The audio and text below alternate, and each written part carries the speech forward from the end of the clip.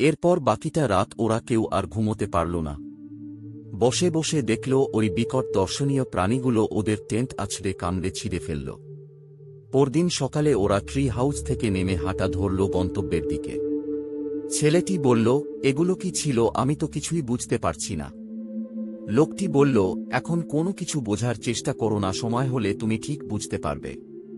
আমাদের এখনো অনেকটা পথ যেতে হবে, সেই দিকেই তুমি লক্ষ্য রাখো। জঙ্গলের ভেতর থেকে হাঁটতে হাঁটতে সময় যেন ঝড়ের মতো বয়ে চলেছে। ছেলেটি বলল, এত তাড়াতাড়ি সময় পার হচ্ছে, কিছুই তো বুঝতে পারছি না। লোকটি বলল, আমরা আমাদের গন্তব্যের খুব কাছাকাছি আছি, তাই সময় দ্রুত গতিতে চলছে। অনেকক্ষণ ধরে ওরা হাঁটছে।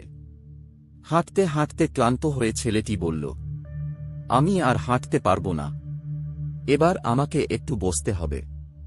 লোকটি বলল, না, ক্লান্ত হলে চলবে না, তোমাকে হাঁটতে হবে, এখানে থাকা যাবে না, এই জায়গা বিপদসংকুল। ছেলেটি বলল, কিন্তু আমি যে আর হাঁটতে পারছি না, আমার খুব কষ্ট হচ্ছে, জল তৃষ্ণা পেয়েছে। লোকটি বলল, এই জায়গাটায় খুব কষ্ট হবে, এই কষ্টটা তোমাকে সহ্য করতেই হবে। তুমি যদি এই কষ্ট সহ্য করতে না পারো তাহলে তোমাকে সারা জীবন আটকে থাকতে হবে জঙ্গলে।